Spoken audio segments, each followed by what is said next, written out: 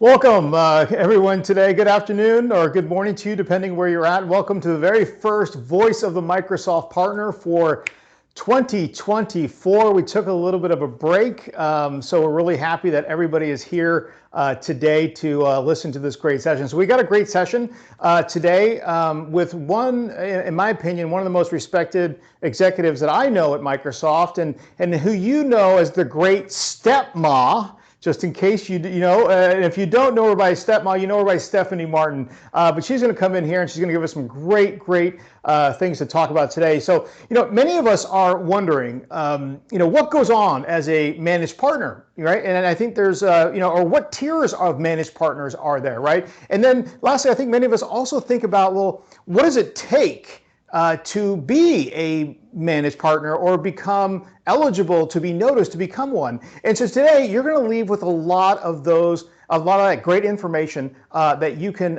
implement now. So we have two different methods of watching this film or this production. One is on Teams, and then the other one's on LinkedIn Live. So in both instances, we got a couple rules to the program today. Please use the chat window to announce who you are. You announce yourself and your company, maybe what you do, in case there is somebody here that might be looking for somebody to specialize in a different part of the country. We want to make sure that this particular program, every last Friday of the month, is a place where you can also network as well. You can get great information, you network. We don't sell anything here on this program. We are here to, basically help you with great information, right? So please ask questions as well in the chat room in Teams. I have a whole team in the background that is watching those questions. Now we'll also have a few polls that are anonymous. So please feel free to vote and or add comments. We actually use that information when we're talking with leadership at Microsoft. And I'll give you an example, partner solution designations. We recently did a poll on that to help Microsoft understand some of the complexities that they may not be able to get from the street, right? So please go ahead and do that. It's really great to actually do. Lastly, let's keep it classy, San Diego, on the chat. Not that you need to do that. And I'm going to leave you with this one quote that I always like to talk about before we get into the announcements. And, dreamers are the ones that sit there and they talk about what they're going to do. They're always talking and talking, always get these great plans. But the leaders are the ones that actually do what they talk about. So I'm going to leave you with the question that you need to ask yourself. Are you a dreamer or are you a leader? All right, so let's get into some of the announcements here. We got two announcements that are coming up pretty quickly. One is next month, so save the date. The M365 Copilot impact on your bottom line. General availability is out. Fantastic, right? Super awesome. But now we got to figure out how we're going to be making money on this. So we're bringing in a couple more executives from Microsoft. You may have seen them in the past. We're going to bring them in, but it's going to be talking about the bottom line. How do we sell this? How do we make this actually work for us to actually bring in net new revenue opportunities, right? So there's a registration link. We'll take that link. We'll put it, I think you can click on it right here if you want to, through the PowerPoint online, which is pretty awesome. So go ahead, save the date, register, download that calendar invite, and make sure it's on your calendar. All right, next one.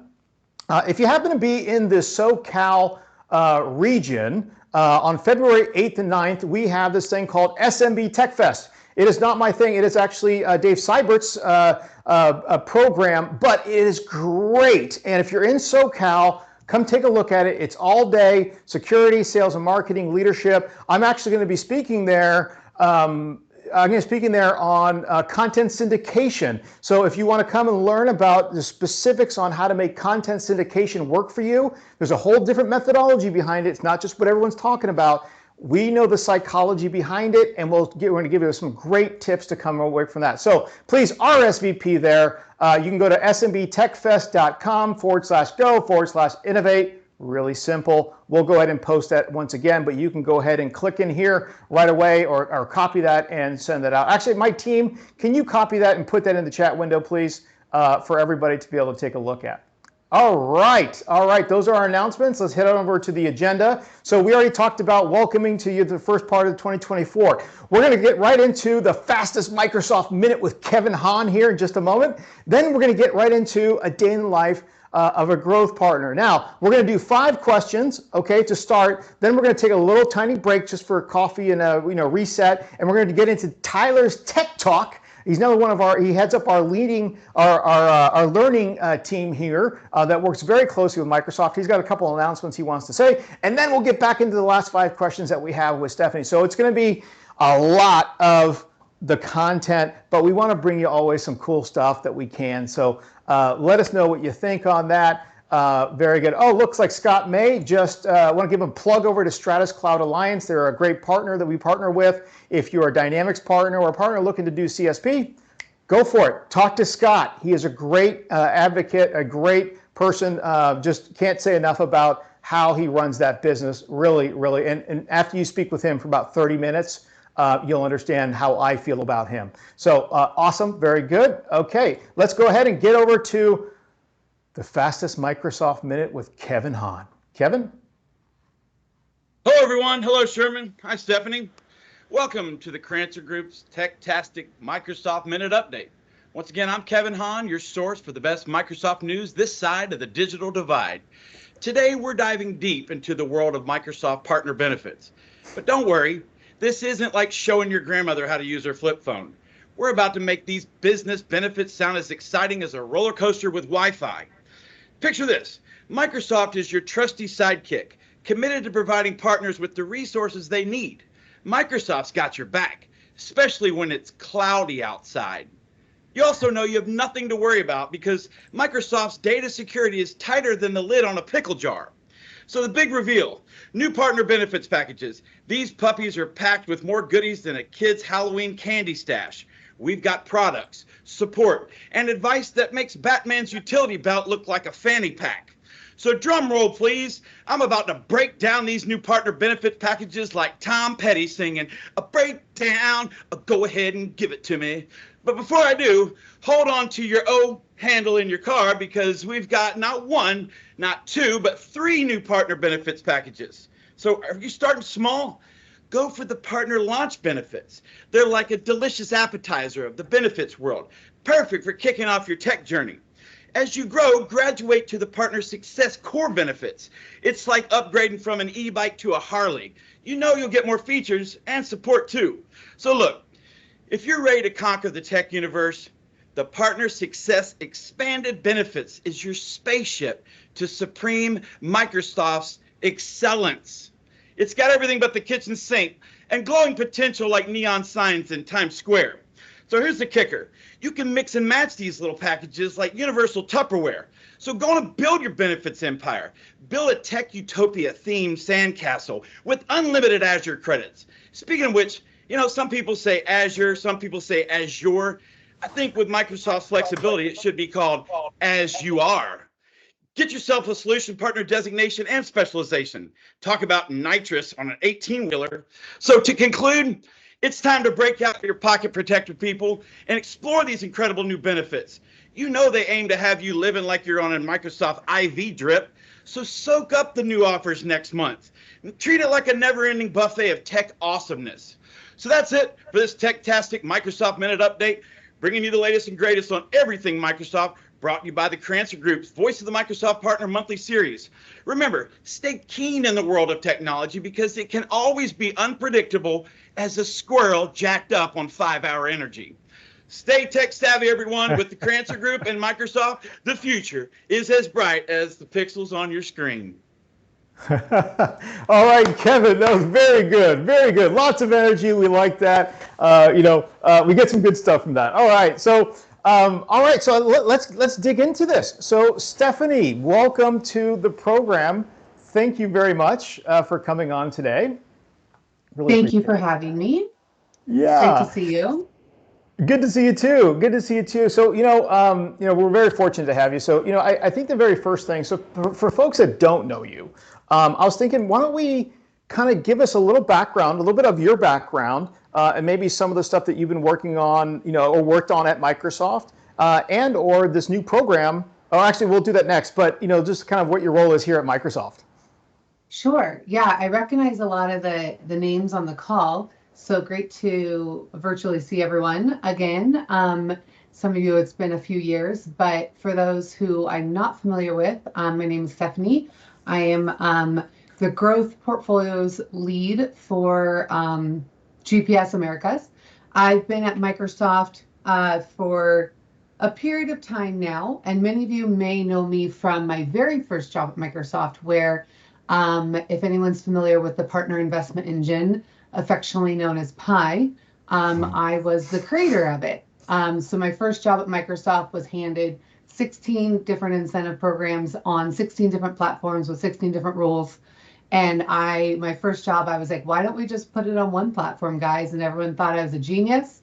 And I'll just say it's been smooth sailing since then. Just kidding. It hasn't been. But that's how I think a lot of many of you know who I am. So I've been in various marketing roles, and then also sales roles, supporting partners for the last 10, 11, 12 years now.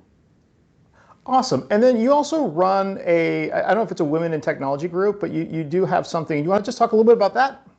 Yeah, so I run we call it the One Network. So it's for female and non-binary leaders within our America's Partner Channel community. So we host not only programmatic sessions, like we just did a session on Marketplace this morning, but more I guess kind of cool is that we run sessions with our Microsoft leaders, so one-on-one sessions. So we've done sessions with Deb Cupp and Nina Harding, and we're doing one with Alyssa Taylor next week. So if anyone is interested, or if you're an ally and know of a female or non-binary individual that would be interested in joining our community, we can definitely get you the link to show up and be part of that. But I do have a passion on just supporting women in our partner channel as well. That's really fantastic. You love to see, influential folks giving back and allowing other things and then bringing good content. I mean, the nice thing is that you and I have connections to different parts, right? And we can find dynamic folks that can give us some ideas strategically, right, to kind of think about. So that is really fantastic. So how about we get into the next thing is kind of tell us about your current role. And before I say that, I do want to provide an advocacy moment here with the new creation of this particular not program, but this group Portfolio. inside of Portfolio. I think it's one of the best real methodologies right now to help partners. I really do, because of what they're focused on. Oh my gosh, I'm so personally excited, and you should be too if you're a partner. But I don't want to steal your thunder here. Tell us a little about your role and what you do. Yeah, and I think that's a great term to use as the methodology. So when Nina Harding, who's for those that know, our corporate vice president of GPS Americas, came in with her background from Google and Oracle, she came with a different mindset of a new partner management methodology. And with that, we launched what we call the growth portfolio partners. So we have ISV partners and services partners in that. So that's why we say portfolios, because there's a couple of different portfolios. And it's different than what you're traditionally maybe used to or have seen with the traditional PDM management style. This portfolio, we focus, like I said, we support all the Americas, and we really focus on supporting those partners that have that need for acceleration growth, for that need that little bit of a helping hand to get connected in with our sales team, to are ready to, accelerate their growth. And so it's really heavily sales focused and not a lot of the typical inch deep, a mile wide of what we've seen with the old school PDM management.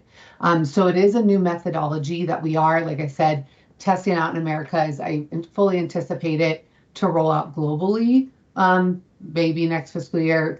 I'm not sure, but it is a new style of supporting our partners to accelerate and grow as a Microsoft partnership.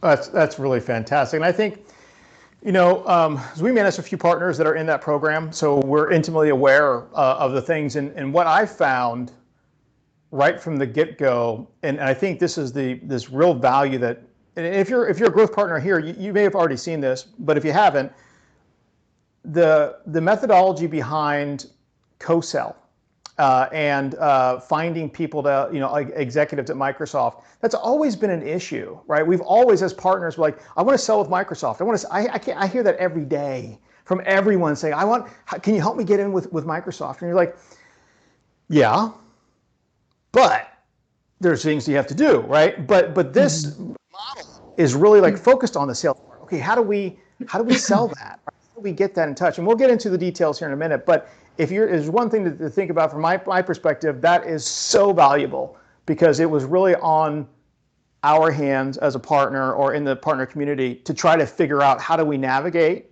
But now it's a different scenario, right? They will help us navigate. So we'll get into that in just a minute. But so I think one of the things that we get a lot of is just misinformation about being a managed partner. And now that I think there's some tiers that are there, and I think that would really help our group understand that, right? And kind of clear up that thing. Now there's nothing I can tell you like, hey, you got to do this, but can you just tell us, like, help us with the tiers are so we can kind of like frame it in our head? Sure. Yeah, there's different ways that we support partners kind of based on, I guess, what their strategy is and where their footprint is, right? There's just to level set, there's no checklist anywhere. So someone's looking for a checklist. If you check all the boxes, you'll get into a certain portfolio that doesn't exist. But, you start with your global conglomerates, right, that have global impact, where they have global PDM support, local subs, right? So you have the big global ones. You have more of what we used to call like the national ones. I'm not even sure the languages we use these days, but the national support partners that aren't global but have a really heavy footprint nationally. And then we have partners that are a little bit earlier on their journey. And that's really what we support more in the growth portfolio, right? That may not have those connections with the sales team fully embedded yet, or maybe are still building out different solutions, right? Still need the support of Microsoft, but aren't as fully baked as we see with our big global partners, that have these big machines running. So you can kind of look at it in those three different groupings, and the type of Microsoft support is adjusted based on the need and the interaction of each of those partners. Okay. And we'll talk a little bit further about some of the specific things, but many partners want to know what it takes to be a Microsoft or a managed Microsoft partner. For today's discussion, because caveat here for everybody, there is no specific checklist that if you do X, Y, and Z, you will get Q. There's nothing. However, what do you think are the top 3 things that partners could focus on to be considered for inclusion in one of these programs? Yeah, happy to talk about that. So if we're talking about specific activities that are go-tos that the partners can do, first is ensuring that you have association for any of the work you're doing. So this can be something if you're a CSP partner, right, making sure that association is correct. PAL association for Azure accounts, CPOR for modern work and biz apps, right? Making sure you're getting the credit for the work you're doing. That is the easiest way for us, our internal reports at Microsoft, to see what you're doing, right? The second thing is also sharing leads in Partner Center. Everybody wants to be connected with the Microsoft sales team, and this is the best way to do it, right? When you have an active lead, an active opportunity to share that lead in Partner Center, get connected with the Microsoft sales team, and then really focus on building that relationship. A lot of this still comes down to relationship based, and by building that relationship with those teams on the opportunities you do work with, it just helps expand your footprint, expand your brand. So those are some of the elements that are super critical to, some of the activities to understanding to try to build that relationship with the Microsoft teams that puts you in a better position to potentially get into one of the, groupings of partners.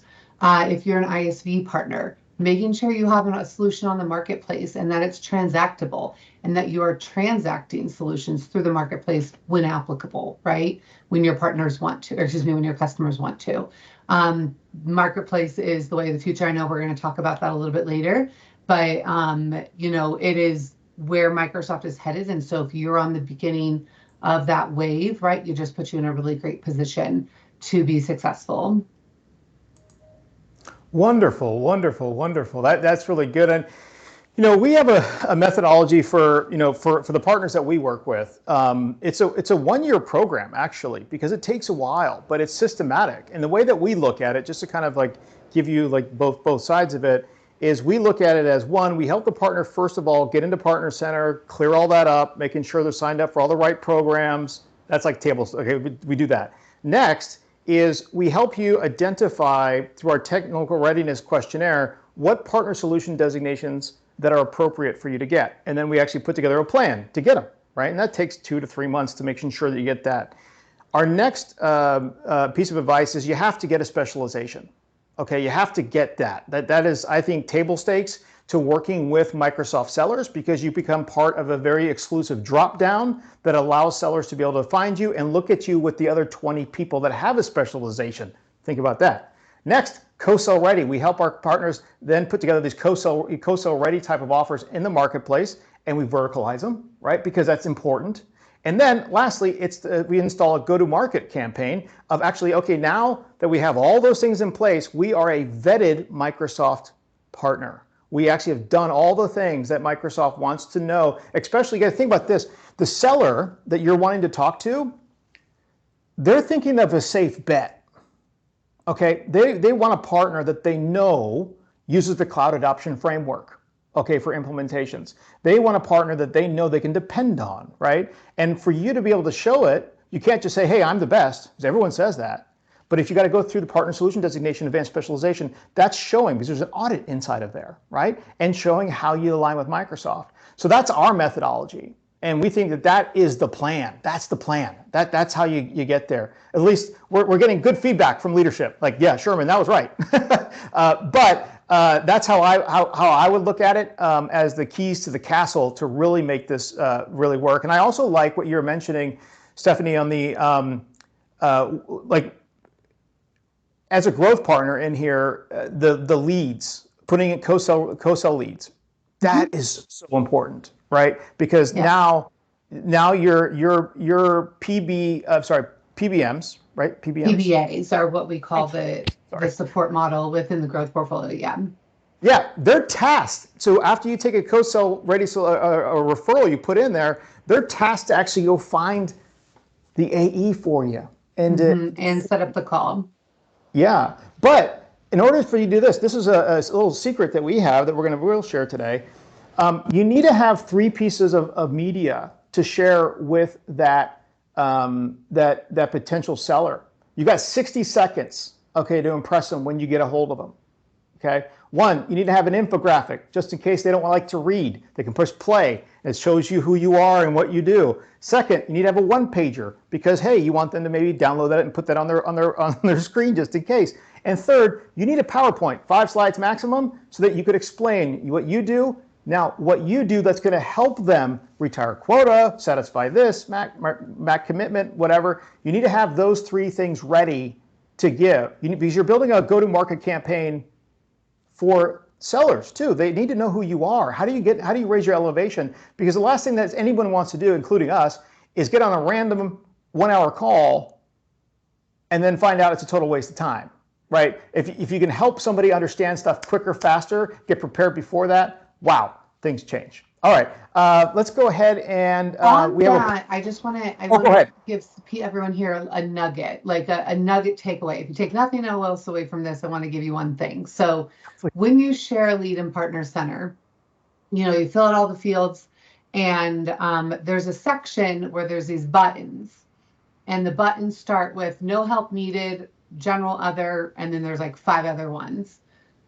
If you want to co-sell with Microsoft, if you want to engage with the Microsoft field sellers, never select the no help needed button, even if no help is needed.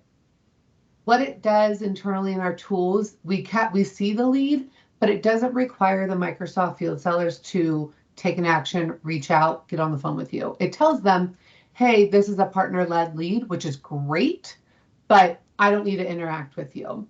So my recommended best practice, like I said, if you don't take anything else away from this, if you do want to co-sell with Microsoft, if that's part of your business practice, again, it's not for everybody, but if you do, select the general other button, and then a notes, like a comments box, free text kind of pops up. And in there, you can type what you need, right? Even if no help is needed, you can still type it in there. We do recommend kind of putting in just 1 to 2 sentences about the opportunity. It just helps encourage the field sellers to reach out and engage with you. But pretty much just never select the no help needed button, even if no help is needed, just because it puts you in a better space that you are actively co-selling with Microsoft. And I will concur, because we were working with a partner and we put in 5 leads and we're like, where's the engagement? We need the engagement. And then we're like, oh, we didn't check the box. And we didn't think help was needed. But now there is some trepidation from partners thinking, oh, well, are they going to steal the lead? Now, this is way back in the day that there was a big division. I want to dispel that, because this is the first time, I think, we've been talking about this for years. Like, okay, now they're going to start selling with us. Now, no, this is the time. Like, it's being processed and operationalized that they have to do that. And there's compensation. Sellers have to add a partner to their deals, right? In order for them to hit certain metrics in their either CBI or RBI or whatever how they're getting paid. But this is the time. And this is great, because we can actually put something in there. So I think it's time to maybe soften the opinion about the sharing, because I think this is the time that we can document how we're doing that. And I think Microsoft likes to see wins, right? We'll talk about that in a second. They like to see how you're working with Microsoft and you're putting in the effort, more exposure. We all know how that goes. All right. So let's go ahead and put a poll up here. Let's see if my team can. We had a little Teams trouble today. But the top 3 things, what do you need the most help with if you needed help? Can we go ahead and put that in? Or am I getting a Heisman on our polls today? Oh, look at that. Actually, we got it in. Perfect. Now, this is anonymous, please. We're not going to go ahead and submit your names. PII is totally always off the board here. So just want to go ahead and do that. Okay, we'll see what the results are here in a minute. So go ahead and please respond. It's in the chat window. So if you go to the chat, you'll see the events and the polls. Go ahead and do that. So thank you so much. All right. And then we have a giveaway today too. Sorry that we have this little thing in here. We're going to be giving away lunch here. So we're going to go ahead and put the winner in the chat box. So Corey Lugo actually had a question. So who is responsible for reaching out to us if we request co-sell in our lead sharing activity? The AE or PBA? We aren't hearing from field sellers. Okay. So if you have a PDM or PBA Microsoft support, your Microsoft point of contact can help make that connection. Otherwise, the Microsoft field seller that picks up that lead, sometimes it gets routed to the AE, sometimes it gets routed to the SSP, depending on the nature of the lead. And again, I also recommend putting something in the notes section, right? What is your ask? What support do you need on this opportunity, right? Because if it's just blank, they're just going to kind of look at it, but they can prioritize it. The more details you put in, the more they're going to react to it. So it would be either the Microsoft field seller, whoever the lead gets routed to, depending on the lead scenario, or your Microsoft partner support team, someone within the GPS organization can help make that connection. And what we've noticed too, it's not perfect. That's okay. It's not perfect. However, we have found, we just got to be like the super polite pest. Okay, so if you're like, okay, I'm not getting it, well then find out from your PBA or your contact who was the seller, and then maybe send a direct message saying, hey, I put a co-sell ready referral in, just let you know, and keep it brief. that kind of a thing. Remember, we're here to help. Microsoft is not here to build our business, right? But if we follow the rules of engagement and work hard to show how we can help a seller really drive quota, drive results, we elevate our profile so much higher. Okay, so just think about that. Don't think with the hand out. Think of giving first. I'm going to give you. I don't even know what the hand gesture is for that one, but anyways. All right. So just moving on here, co-sell ready solutions are more important today than ever. Okay. And now Eric Van Bieber had a question. This is going to kind of talk a little bit about that. Can you give us like your thoughts? There's been a lot of start and stops, right, with the marketplace, and everyone put offers in and crickets, right, for a long time. But help us understand, like, from your perspective. Yeah, so if we're talking like start on the ISV side of the house, right? So with regards to co-sell ready solutions, or I think the language we're using these days are IP incentive eligible or transactable. Most of those language all means the same. We're just kind of like switch our terminology over. Having a transactable offer in the marketplace is key. Microsoft field sellers are compensated when transactions occur through the marketplace, so they're more encouraged to work with partners because, right, they have quota reduction from it. Microsoft overall, like GPS, we like to prioritize working with partners that have a marketplace first strategy. And so knowing that we have partners that not only want to execute through the marketplace, but have a strategy to execute the marketplace with their partner sales teams is a huge selling point. It's something we like to talk to partners about and to be able to help you on that path. With the launch of MPO, which stands for Multi-Party Private Offer, in the US, it is live. It went live in July. In Canada, we're going into a private preview in May. And I don't know how the roadmap for Latin America off the top of my head. This also allows the selling partners, your services partners, to really get involved and using the marketplace as a new revenue stream. There is a way for services partners for you to fill out the paperwork now and be on the short list of selling partners to be engaged with ISVs. So, I mean, for the 10 years I've been at Microsoft, P2P has been something that we've always talked about and have never really been able to really execute on. We now can, right? Because we have the tool and the functionality to do it.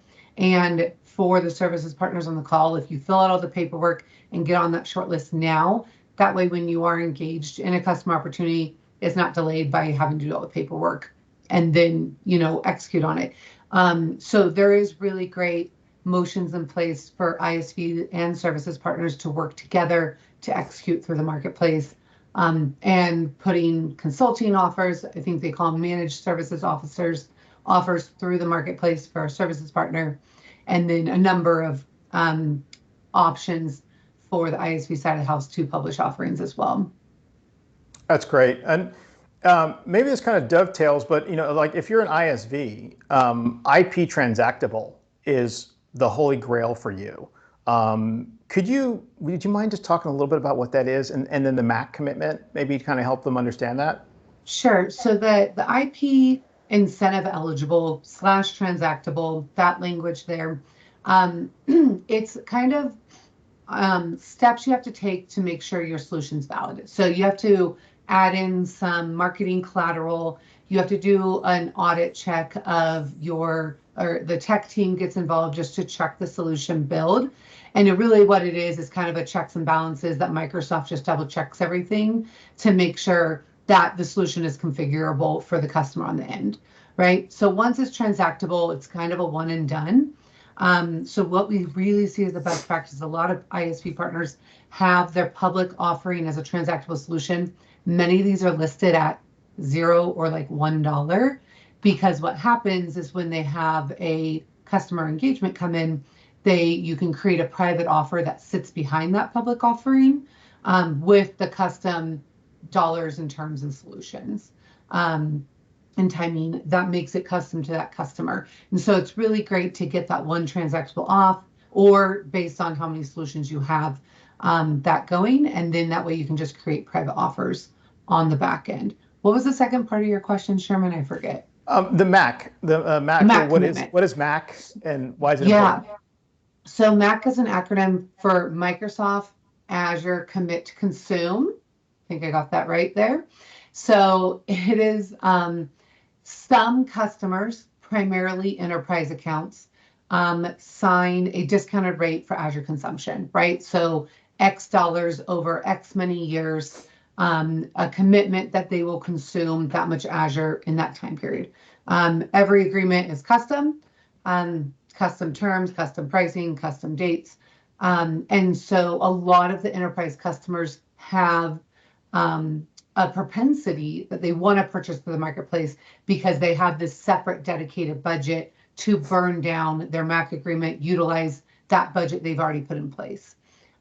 So it is what we recommend is a really great best practice. And when you do have a lead, put it through Partner Center, get engaged with the Microsoft account team and ask them, does this customer have a MAC? They can tell you yes or no. Some might even go further to share some details depending on how liberal they are with their information. And this way you can walk into that customer engagement knowing if there's a separate budget for this transaction or if you have to go work and build a different budget. If this customer might be behind on their MAC consumption, so they really want to start building out multiple solutions to get ahead of it, right? Because it's not a use it or lose it. It's either use it or cut Microsoft a giant check at the end of it, right? So they want to use that consumption and commitment. Not all partners, not all customers have it. Customers are not required to have a MAC in order to transact in the marketplace. We just see the customers that do have a MAC agreement have a higher propensity to transact in the marketplace. Excellent explanation. I'll further a little bit from my point of view. If a customer has $1 million in MAC commitment that they're spending on Azure, they find out, towards middle of the year, they're not on track to satisfy that $1 million in MAC commitment. They're probably going to be around 800,000. In the past, they just stroke a check, okay, for that difference. That's what the commitment is. But now, if your solution is IP, co-sell, transactable, incentivized, okay, all these things, if your solution is, let's say, $100,000, now they can write that down against their MAC. Okay, so now they're using some of that spend on your offer that's inside the marketplace. Okay, so you have to think about that. Now, you're probably going to, and everyone's going to ask this question. I know you're all really smart here. You're going to say, "Oh, can I get a list of all the customers that are MAC deficits?" And the answer is no. Okay, we've already been asked that like 20 times, right? So I'm not going to even ask Stephanie. I'm going to tell you right now. The answer is no. It's individualized, and just exactly what Stephanie was saying. You need to put together the referral. You put it in. You explain to them. You get in touch with the AE. Now, the AE is probably going to be really interested if they are at a deficit. How do they make sure they get to where they need to get to? So think about that, psychology of that, okay? Just think about that and how it all works. And then you tell the AE how your solution is going to just create a massive Azure consumption. And then they're happy because now they're going to go up instead of down. So, okay. So with that being said, yeah. Oh, go ahead. One other element on that, just from a partner perspective. So as we know, when Microsoft prioritizes a certain strategy, we like to put incentive in markets to incent our partners to come on board with us, right? So I just want to highlight, there are incentives in place that you as a partner earn of one, when you publish a transactable offer, I believe, and do not quote me on this, but there is a link to download the decks. It's aka.microsoft to aka.ms/WAC marketplace incentives. You can find all the material there, but it's $20,000 to create a transactable offer. And so for those partners that have the skills in-house to create a transactable offer, awesome, go forth. But there are also a number of third-party companies out there that you can use that 20K incentive earning to perhaps pay them to create the offer and manage the offer for you, similar to kind of what Sherman does with his team here, right? So just know there's lots of different options available to you as a partner that you should not be. There's also more on-demand content that Microsoft has created than you care to go through. but just know that all of that does exist also. There's a lot.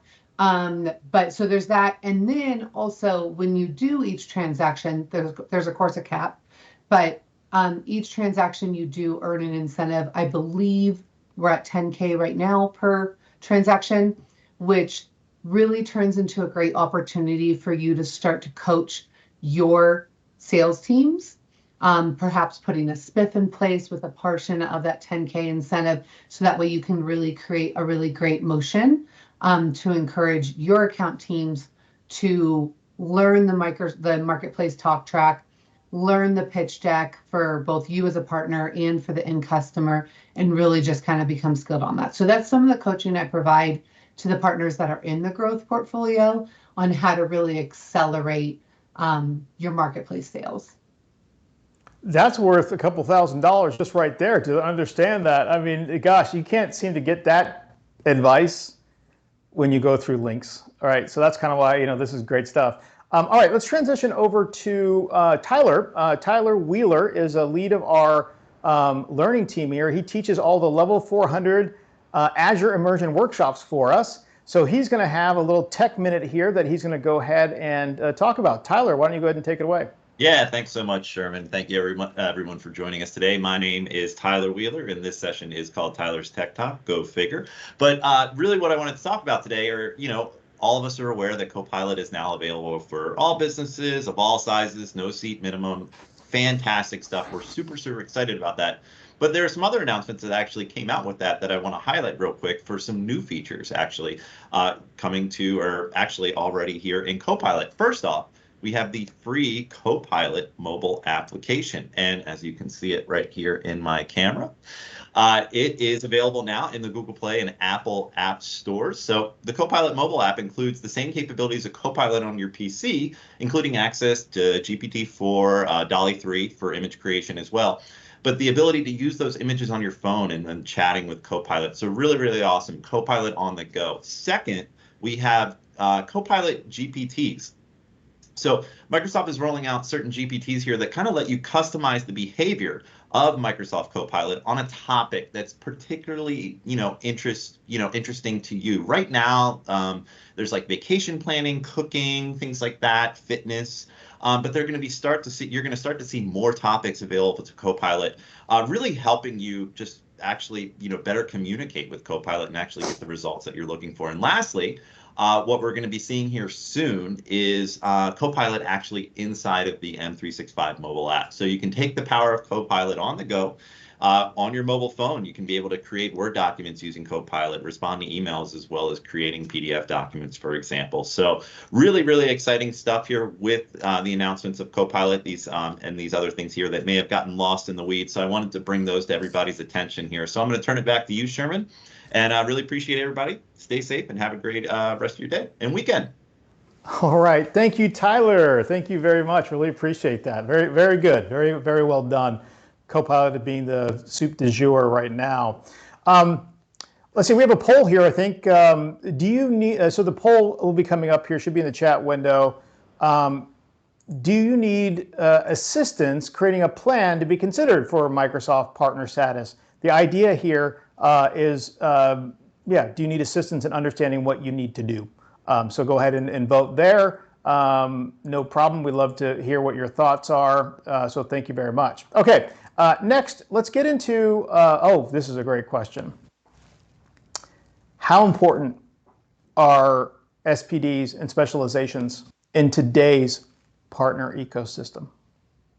Yeah, I think you touched on it a little bit earlier, and I think it's worth repeating, right? If you have an idea of like, say you're hiring a plumber in your house, right? Or an electrician, would you hire someone that doesn't have that certification, or a contractor that doesn't have their license, right? Would you go out and just hire someone and trust that they could do the work, even though they haven't done the paperwork, passed the test, submitted, to get all that license type of scenario?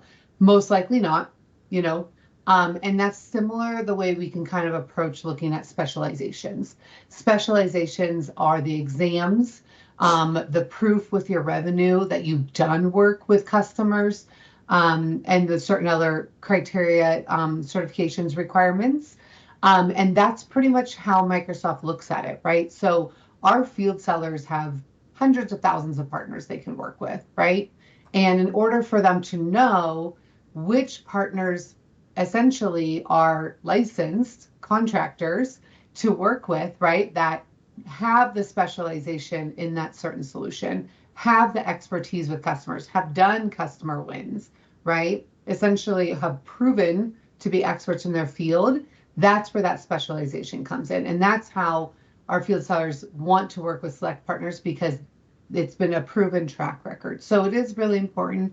I know we talked about it a little bit, but it is really critical for you to want to continue to accelerate your growth in Microsoft, to select certain specializations that are within your workload, right? It might be one solution, it might be a couple, right? Again, all depends on your business strategy. You don't need to throw everything against the wall. We do have some partners that do throw everything against the wall, but it's not required. And do the work, put in the work, show the proof, get your licensing, your contractor licensing, and that way we know we can, have faith to work with you. Couldn't be better said with that. That really what it comes down to. It's the keys to the castle. Things have changed so much. You have to think about this. I know it's work, and I know there's investment, but technology is like from even 5-10 years ago. So with all this new stuff coming out, we can't just think, oh yeah, we got it because we've been kind of doing it. We really need to kind of like get into it and learn it, and then you become a much better, I think, implementer. And your reputation ultimately will go up because you have people that know what they're doing, right? And not sitting there like, oh my gosh, do I need to order more Premier support from Microsoft? Right. To do this, right? So now, okay, here's another one that was an oldie but goodie, and most people reserved it for Partner of the Year submissions. But can you talk about Windwires and why it's important? Yes, we love Windwires. So Windwires is a Microsoft internal process that we use to broadcast your win with the customer to the relevant field sellers, industry leads, GPS leadership team across the board. The good news is, since it stays internal only, you don't need customer sign off. If you happen to have a customer that is willing to share their name and their information, then we love that also, because we can make it into an external case study. But typically, customers don't want that information shared, and that's just fine because we can broadcast it internally still.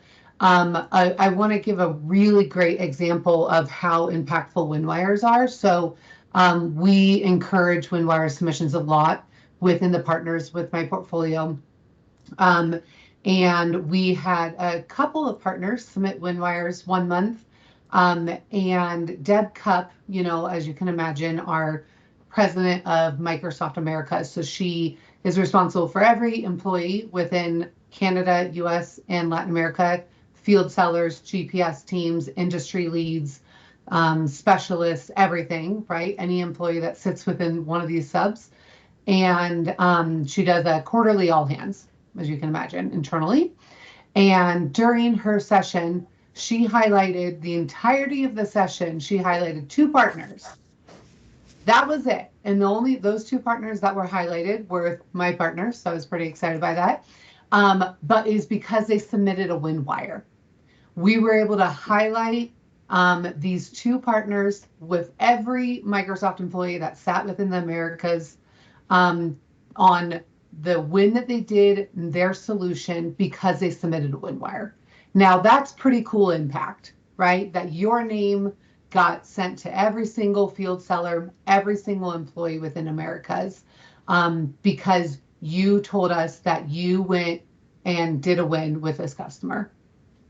So that is one very small but very impactful example of what we do with the Windwires.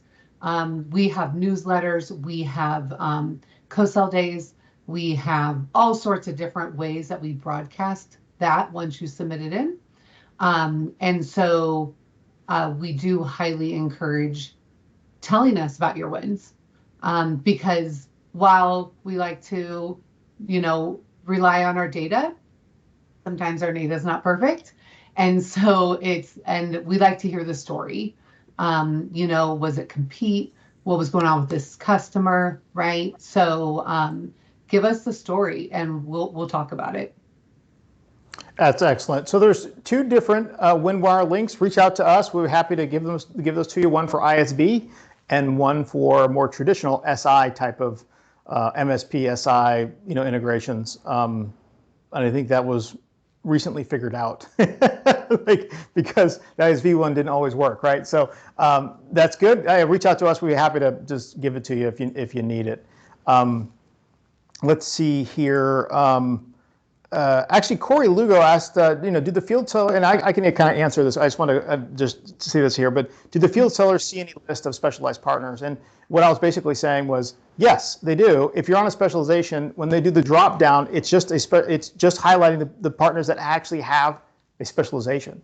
And in some cases, there's only 20 right now. Some cases there's 17. Some cases there's a lot more, right? But it is very specific. And if I'm a seller, I don't know that you have to use it, but if I'm a seller, I'm thinking about psychology of this, I'm going to that list if I'm going to try to find a partner, because I know they have all the things that are required, that I can feel confident that they know what they're doing, right? So good stuff. Okay.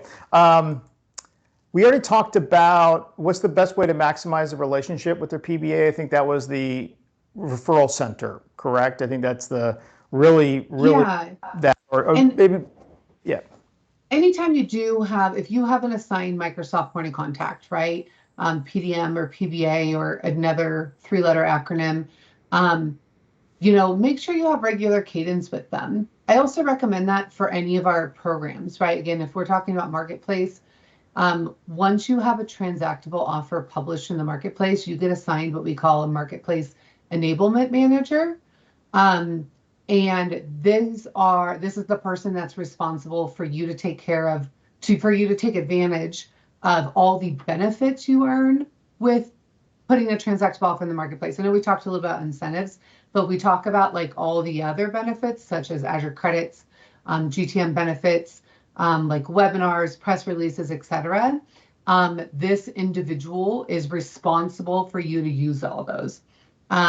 So once you have a transactable offer, you get somebody. So and these are use it or lose it benefits, they have timestamps on them. So if you're not leaning in, Microsoft's not going to lean into you, right? It is kind of, you have to reach out to us a little bit. And I can give you the alias Sherman as a follow-up for if someone wants to try to find their Marketplace Rewards Manager and how they do that. But setting up monthly cadences, right? Reviewing what's available for you, how to take advantage of it, how to apply these Azure credits to this customer engagement to accelerate the win, right? Leaning into all the programs that are available for you, because there are a lot of partners that we work with, and we want to work with the partners that lean in with us as well. Excellent answer. That's really fantastic. That's a great little extra nugget. We didn't plan on some of these extra ones, but they came out organically. So this is great. All right. Well, we're coming towards the end. And based on our discussion today, what type of advice would you give to partners, or any last thoughts to a new partner, maybe coming into the program that really wants to get involved? Yeah, I think it's first, become intimately familiar with Partner Center. We have a lot of partners that still kind of fight it, and this is where everything is done. So I'm not saying the UI is the best thing in the world. I'm not saying there's not room for improvement, but get intimately familiar with how to find things, how to build out reports, where different information is located within Partner Center, how to share leads, right? Because all of that is critical to just the foundations of your partnership. And so if you're fighting the system, it's just going to become miserable for everybody. And so it's just kind of, we know it's not perfect, but it's what we got. So just let's work with it. So start there, get familiar with Partner Center. A lot of people have, individuals assigned that are responsible for it, using people like Sherman that are responsible for it, who are experts in it, right? So whatever works best for you, start there. If building an IP solution is in your future, take that as your next step. Get a solution on Marketplace. Take the steps to make it transactable. A lot of this is foundational elements to ultimately will make you successful. Some of it is like the paperwork, right? Fill out the paperwork, get all that stuff in place going. A lot of it is a one and done scenario. So that way you can just move forward and accelerating with sales and building your partnership. And then the third thing I think would just be repeat, like lean in, right? We have a lot of partners that vie for our attention all the time. And so if you have a great attitude and want to work with us and lean in with us, we want to work with you too. And so, that would just be kind of the third element is, do the research, do the homework on what programs are available. We can help coach you through that. Sign up for programs that are applicable. And like incentives, right? You need to enroll in that. It's 3 clicks in Partner Center. A lot of partners don't even do that. And then you're missing out on money, right? Money left behind. And so, those are just kind of some of the basic foundational elements that will just get you started from a great place. And then that way all your paperwork is done and you can just move forward. So I would go with that. Wonderful, wonderful. Thank you. So Stephanie, thank you so much for your time today. Really appreciate it. This has been more content than you and I were actually were talking about, which is awesome, right? Which is, in my opinion, they're really, really pretty cool. I think Scott May had his hand up. Scott, I think you're gonna need to put in a question. Let's see, what if your product doesn't seem to have a Microsoft marketplace? So I think the question is, if your solution isn't published on the marketplace yet, go publish your solution on the marketplace. There's lots of, if you go to learn.microsoft.com, that is a really great resource to kind of learn anything within the Partner Center world. So, put in, publish a SaaS offer, and it'll pull up more documentation than you could ever want, more webinars, more training, more videos than you could ever spend time reading. But if you don't have a product in the marketplace yet, you can go build one. If your customer's looking to purchase a product in the marketplace that doesn't exist, then, we need to work with a partner to publish that and go build one. Okay. And Eric, I'll reach out to you. Let me figure out that a little bit more there. So I'll help you on that. Eric's a good friend of ours, of the Crancer group. So, but anyways, thank you so much. A couple things. If you want to get a hold of Stephanie, LinkedIn, go ahead and send her a LinkedIn connection. And if there's a real reason, remember, when we work with Microsoft, we want to help them understand why we need their help, what the reason is, and how we can work together. I always tell people, please don't lead with your hand out. Always lead with, let's give, or, hey, could you please help me with something, not like, give me leads. That doesn't work. Okay, save the date. Once again, register Copilot next month. It's going to be fantastic. Awesome. Bottom line, we're going to figure out how we're making any money off this stuff, right? How are we actually making money? So we're going to be going good with that. Next slide. Let's see. Do we have a poll here? Oh, yeah. This one is just interesting. Last one for anybody who's still here. If you have any ideas, you want to put a word salad of what topics you want us to cover, go ahead and put it in there.